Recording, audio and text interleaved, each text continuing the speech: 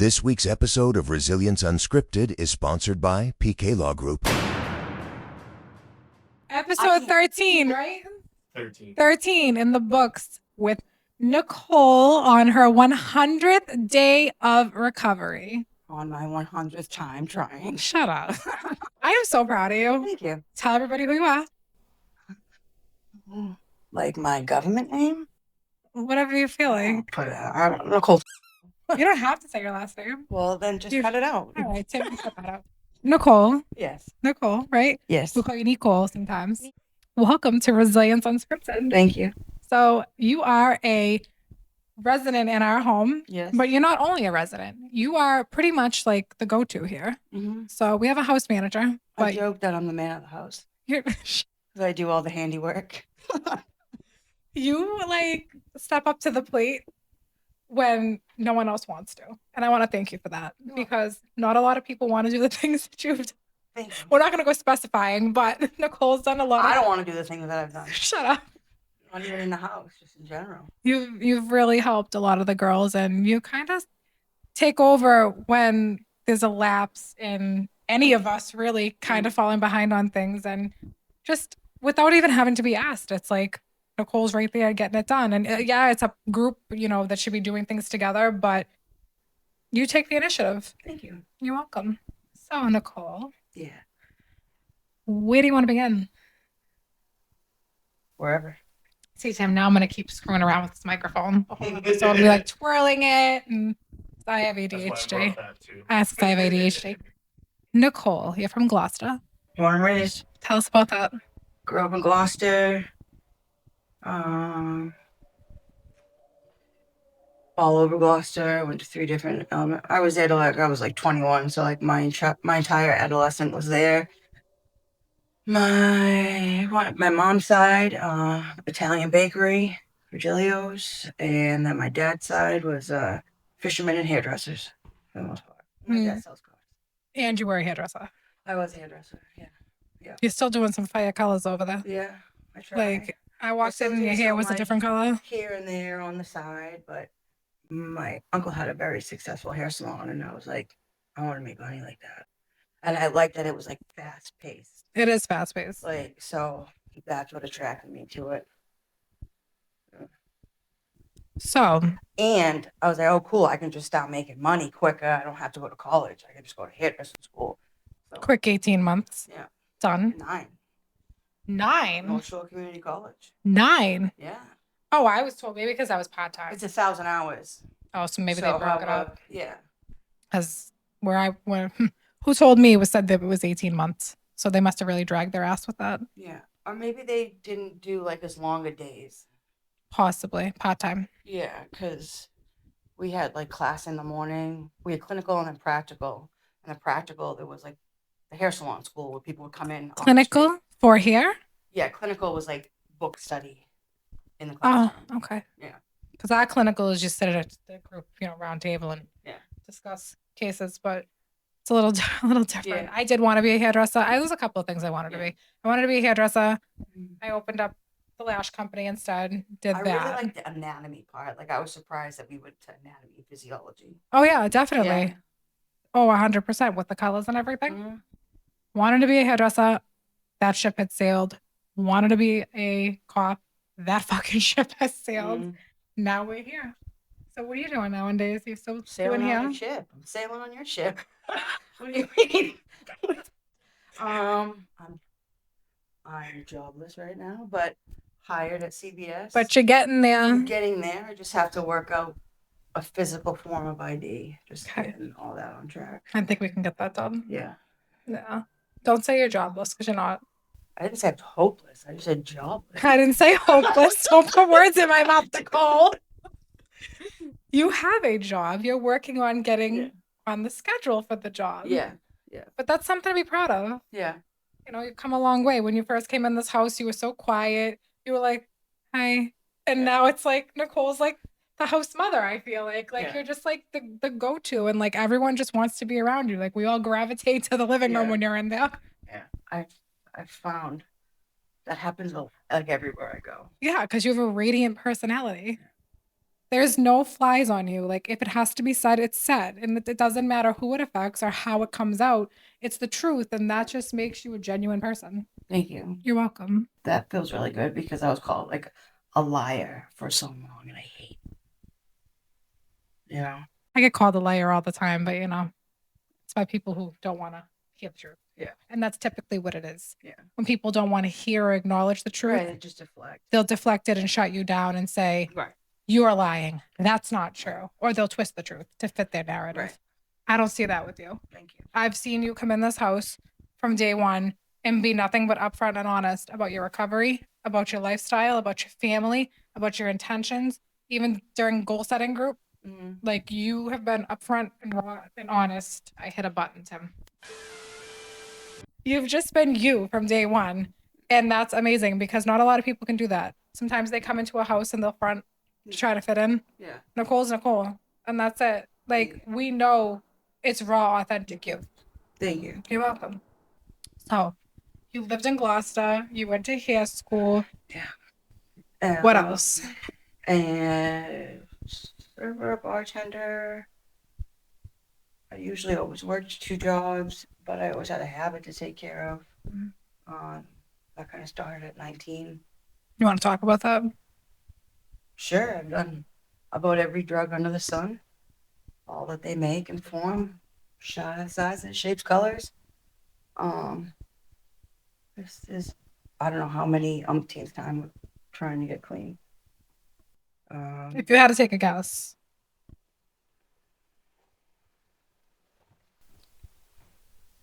So there's 2 methadone clinics. For me, that didn't work, so I don't know if I'm going to count that. This is my 4th PHP.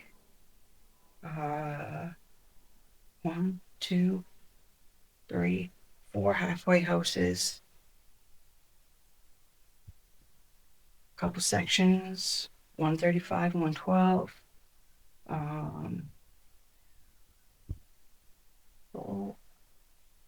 Silver house. 3rd silver house. And like 4 CSSs and probably like 5 detoxes. About Since 14 2000 times? Yeah, something like that since 2010. Okay. Have you ever made it to 100 days before? Yes. What do you think feels different this time? I have my son as the light at the end of the tunnel this time. But like the last time I did too, but I think I rushed into it too much to like try to be in his life, and it all blew up in my face. I had a friend kill himself, and that's what like set me over the edge. I had That's no hard. idea with that because when that happened, we hadn't spoke for like 6 months. So I didn't know how bad he was. Honestly, I stole like $350 from him, and I was just too embarrassed to be like, I'm sorry. And like he had reached out to someone, and they reached out to me, and they're like, oh, Brandon wants you to call him. And I was like, he's like, set up, like. And I wasn't even thinking. Like I remember how like mentally sick he is, and just like I always knew that would be like the way he went was a suicide. Mm-hmm. And I remember begging him, I'm like, I can't find you like that. Please, if you have to do that, I know it's selfish. Please don't let me find you because I won't. And like one time he overdosed and we brought him back to life and it was like 11 Narcans. It was crazy. But yeah. Did he ever know before he passed that it was you who did steal the money? Oh, he 100% knew. And he and I knew that he couldn't reach out to me because I fucked up. I needed to be the one to reach out to him. And I just never did it. And I think that always got to me. And that's a big reason, big part of my relapse. Do you feel like a weight lifted off your shoulder now that you said it out loud? No. Honestly, no. I have like a lump in my throat right now talking about it. But you understand he'd be proud of where you are now, though. Yeah. Sometimes we can't help ourselves, but we can help others. And maybe, unfortunately, sometimes we have to see other people go through things to tell ourselves that we can't follow the same path. Yeah. And maybe you had to see that Right, like, so I went to his funeral memorial thing, and he was in the feds for 19 years. Like, when he went in, his son was like 2. When he got out, he was a grown man, you know what I mean? So, like, he missed his whole life. Mhm. And just the people that were there didn't even know him. Like, they didn't even know him. Like, just shit they were saying, it was hard. Like, they didn't know the real him. You knew the real him Yeah. because you spent a lot of time with them. Right. So, like, that experience, I don't want to be talked about by my family that way if I was to pass. So, I think maybe that's a big inspiration. It's an eye opener. Yeah. Sometimes when people pass away that we love or care about, Yeah. and we see how their family and friends handle things, it opens our eyes and it teaches us that if we don't want to follow the same path and have the same trajectory, we have to turn and make a change. Right. And that might have been your eye opener, like your spiritual awakening. Like, I need to do this for my son, my family, everybody around me, myself. Yeah. Because I see you as a force in early recovery. Like, there's nothing stopping Nicole. Nicole gets up early, goes to PHP, goes to meetings, networks, kills it at the events that we go to. Like, this is like event coordinator right here. Like, she sets up a table, she kills it. It looks beautiful. It looks I did event coordinating. Did you? Yeah, Dave & Buster's. Did you really? I worked for Dave & Buster's. See, for I 8 knew years. it. I knew it. I just had an I was inkling. server, bartender, key hourly, event coordinator. I wrote a schedule. They had me work back service bar. They had me work in the kitchen. I could work every fucking position for that company. I mean, you kill it because when I walked in and saw the table set up, I was like, damn, who did this? Like, Nicole. Nicole did it. I was like, damn, it looks good. You know, you got it together, girl. Thank you. And you know that you can do a lot of amazing things just by putting your mind to it. Yeah. So what do you think this time, getting to your 100th day, helped you the most? I think being in this house, having like support in this house, and not feeling like I need to step up, but wanting to like help kind of lead The newbies? or not help lead. I don't know what the fuck. No, that's the right word. Like, you help. You welcome. Help show a path. The newcomer. Yeah. You kind of guide them in the right direction. And I feel like not a lot of residents will do that because they're like, oh, that's house manager. That's Marissa's job. You know what I mean? But like, you come in and it's just you like, hey, do you need a med box? You know what I mean? Or like, hey, like, you know what? I can show you your fridge in the shelf and your cabinet, you know, in the kitchen. That's just who you are. Like, you're there for people. Yeah. And that's just part of your kind-hearted soul. Do you know what I mean? Like, that's I voice my opinion a lot, but I feel like so do I. That's why we get along. Yeah. I feel it's because I've been in this type of fucking environment for so long that most people in this house haven't. Yeah, but you're also the voice of reason too, because there's a lot of times. Yeah, you are. There's a lot of times I come through the door and I'm stressed at my own shit, and you're like, all right, sit down for like a split second, please, and like, just like breathe, you know. And like sometimes people need that, and if I'm coming in and I don't live here and I'm feeling like that, women in early recovery who are living here are gonna feel that 10 times harder. Stress come down. Yeah, and they need somebody to be like, yo, sit your ass down for 2 seconds and let's just talk. Yeah. And that's it. That reminds me of a quote. It's one of my favorite quotes. Let us know. Remember the Titans? Do you ever see Remember the Titans? No.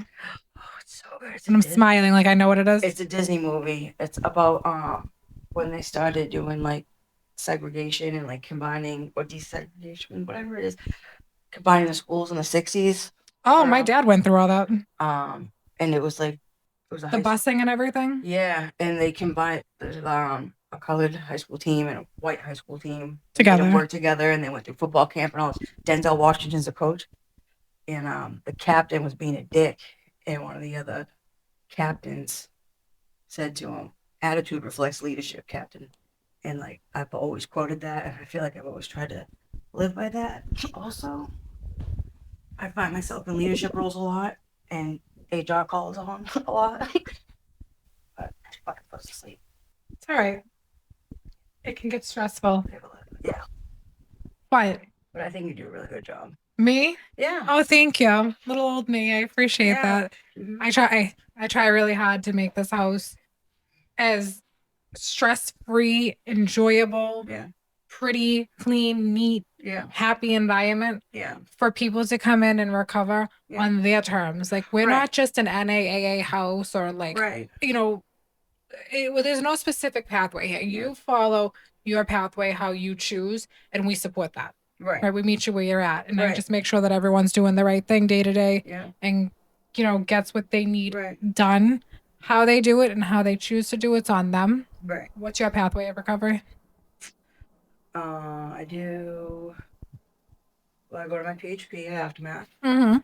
and I go to mostly NA meetings, but on Friday nights I go to Refuge Recovery. How do you like that? It's different. I like it. I like it. Explain it. It's the Buddhist way Okay. to recovery, but like it mirrors a lot of like the 12-step programs. They have the 4 pathways and then the 8-fold path after that. So like that adds up to 12 in my head. So like it's still almost like a 12-step, and like they just substitute word the same way NA substitutes words from AA. I feel like Refuge substitutes from NA. Like instead of prayer, they use meditation. Mm-hmm. Where I've never been able to meditate, but they have a lot of guided meditations where like it teaches you how to concentrate and how to meditate. And I'm really appreciative towards that. I was saying it last night at the meeting, and like learning how to have self peace, because I don't have any self peace. I don't either. So I think that's been really helpful. Can you meditate now with the guided meditation?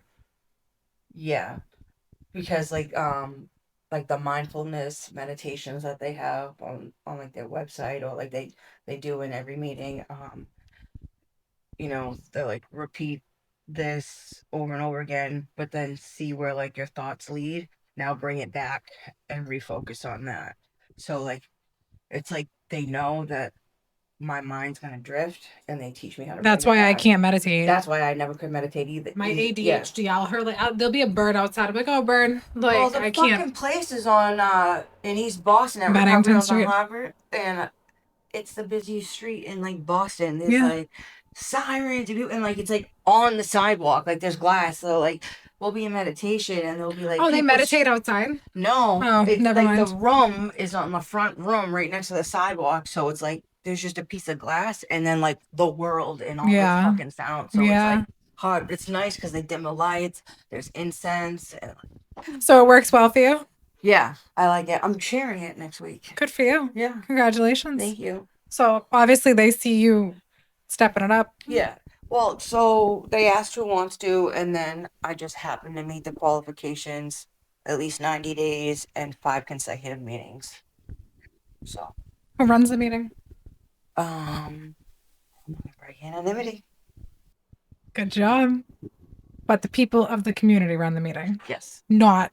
It's like a peer-led thing. Okay, that's what I'm trying to say. Yeah, it's a. I don't need names. It's a sanctioned refuge recovery meeting, so it's like strictly peer based. Yeah. Okay. Mm-hmm. That's cool. But like the only thing that not that I don't like about it, because I like it, I just wish there was more refuge recovery meetings, because instead of a sponsor, they do a mentor, but there's only one person that can mentor that goes to that meeting. Mm. So like I just wish there was more of it, so that there was more wide range of mentors. Yeah, because like I don't want to have a mentor or like a sponsor that's on the other side of the country like that. For me, you heard that, folks. They need mentors. Yeah. Mm-hmm. Yeah. So you think this time around maybe that's a big factor of why you're getting deeper and deeper into your recovery? What? Refuge recovery? I think it's a big help. I think because like meditation is supposed to be part of sitting with yourself, part of recovery, like no matter what 12-step program. Because I feel like something has to be different that's working this time. Right. There's like, you're committed to this. It's not that you just walked in here and was like. I think I have more gratitude this time. Yeah. And you can see it too. You talk about like your family and your son and just things that you're grateful for. But you've also opened up to even like myself and women in this house about like your background too. And like It takes a lot, and you have to reflect back on things you might have done years ago, might have been done months ago, right? Mhm. And in order to reflect back, you have to be mindful that it could possibly be triggering. And I feel like you're getting stronger to be able to talk about it. Yeah. Like since I've been in the house, I haven't stolen anything. I know. Congratulations. I'm I very haven't proud of used you my on that. body as currency. Good. I've refrained from a lot of behaviors. Proud of you. Thank you. You're welcome. It's hard. If I go in the store though, like I'll go in with Ernie and he'll be like, "You all right? You're like sweating." I'm like, "I want stuff. I gotta go." Do you mean if I go to Target with you, I got to watch you like a hawk? No, I'm not allowed to. So Oh. you don't have to worry about that. So if we go to Walmart, I got to watch you like a hawk? Can't go there either. Oh, fuck. Forget it. We're not going anywhere. I can't go to Walgreens either. CVS, you can go. I can go to CVS. Don't do nothing wrong in I'm not- CVS yeah, because you're no. running out of places to Yeah. go. I don't know how many Rite Aids are left in this world. Yeah, I think Oh, CVS, I'm fine. Okay. Yeah. That's good. Don't do nothing I wrong. know, which is why I applied there. That's not why I applied, but So, mhm. what's your take on women in recovery? It's hard. What's one downfall and one positive take on it? Like the hardest and the best. The hardest is sometimes it's just like being in high school where I'm not laughing at you. I'm laughing at that because I know. Where like I have my own it thoughts. Sometimes it feels cliquey or like the popular kids. But there are some women who do work on themselves and they come up to people that they don't know at meetings and introduce themselves, and that makes it a lot easier. So I think that's the hardest part with women in recovery. Women are batshit crazy. Yeah, I know. So you have to like work on it to not be like it. And It takes a lot not to follow a crowd. And it Yeah. takes a lot not to fall into bullshit. So Yeah. for you ladies to go out and go to meetings and not get wrapped up with the high school behavior, that says a lot about you and your character. Yeah. Because everyone wants to fit in, right? So they're gonna do the next best thing or say the next best sentence to meddle their way into the cool group. So something that's helped kind of weed that out though is going to like literature meetings and step meetings, because at those meetings, that's people that are actually working on their recovery, not just there to socialize and network. I'm not trying to like talk shit, but for me, that is something that they've always said. Like, you want to find a sponsor, go to someone who's working the steps, go to a step meeting. So there's less It's legitimacy. chaos at literature meetings. And if all the answers are in a book, why not sit with a group of people and read the book? Damn right. So that's my take What's one of the easiest things? with women in recovery.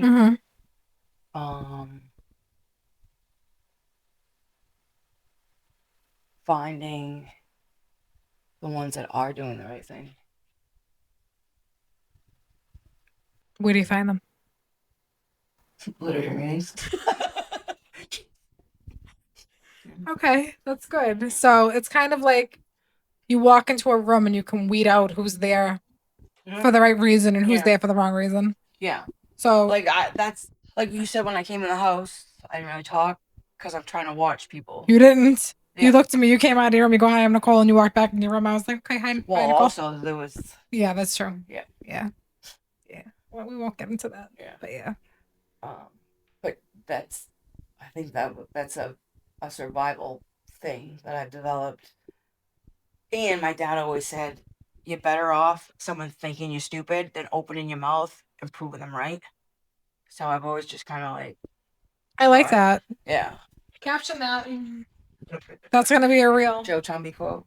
Yeah. But that is damn true though, because how many times have I opened my mouth and wish I never did? Yeah. And there's a lot of times I'm very fucking happy I opened my mouth and I don't Like, regret a thing I ever said. We were given 2 eyes and 2 ears and 1 mouth. Do the math. For a reason. Yeah. Yeah. Yeah. So where do you see yourself in the next 5 to 10 years, Nicole? I don't know for sure, but I have like a bunch of different ideas. Name the most strongest idea you have. You don't have to go too far into detail. I just want like a roundabout idea. So I thought about, I don't know how I would start it. I thought about a nonprofit, and I've been thinking about it for like Don't give all the details on that 4 years. I'm not gonna, because I don't want anyone to take it. because that's exactly what they will do. Yeah. I know what it is. Yeah. It's wonderful. It's a great idea. Uh-huh. And no one else in this community's done it. Ever. So don't. Yeah. But yeah. So you want to start a nonprofit to help the people. Yes. The only thing with that is I have a molecular ulcer in my eye. So like I can't focus. Like everything's like real blurry when I try to like look at something small. So that'd be like kind of tricky to do.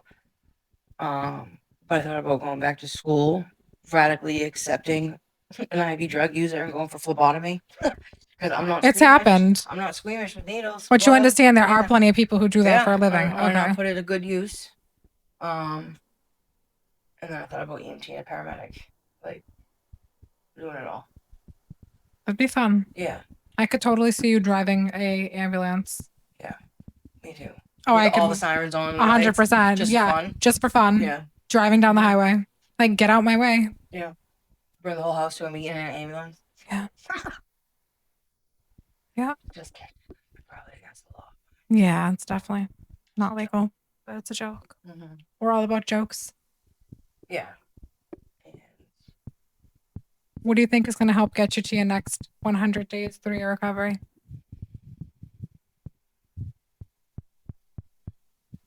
setting small goals, achievable goals. Who says that?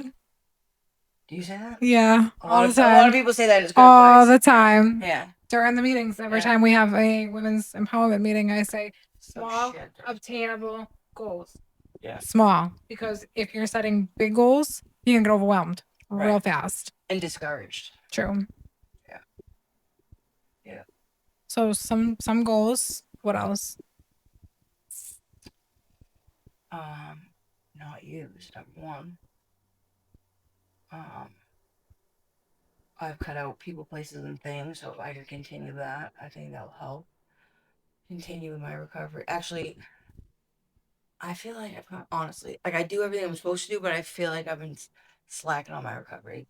Like, Is this just like a thing you're thinking yourself? This is just me. Okay. Because I need to find a new sponsor because I kind of lost mine along the way. Okay. And get into step work. That's a necessity for me. So you need a new NA sponsor? Yeah. Just looking for a sponsor, people. Yeah. I would Hit her up. Yeah. I think it's 100% achievable.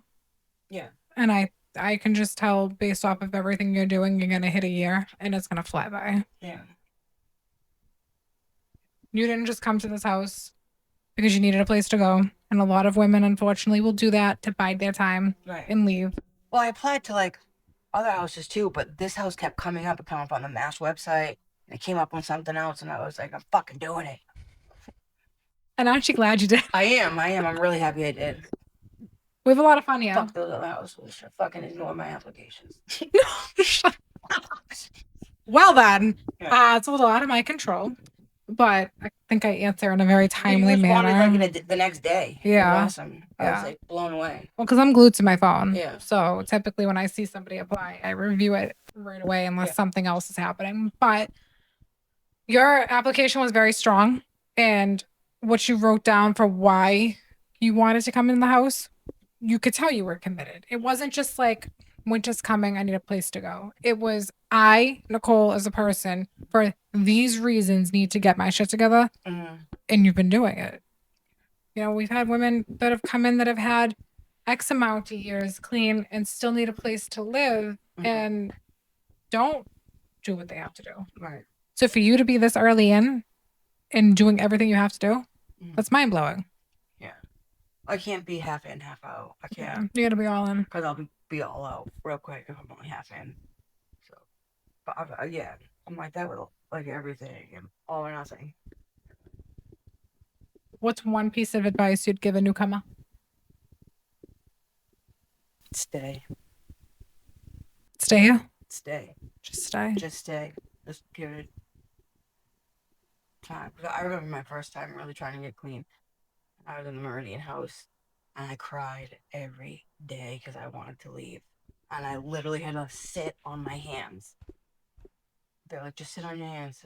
And I just would watch the clock, and they're like, don't leave yet. Just leave tomorrow. Just wait till it's midnight, and then see. And then we'd be in bed by midnight. So then the next day I would come, and I would just do the same thing over and over again. That's a strong program. It's insane. It's a tough program. It's hard. My father walked out of that program. I got kicked. Billy kicked me out fucking Christmas Eve. Did he really? It's 100% my fault.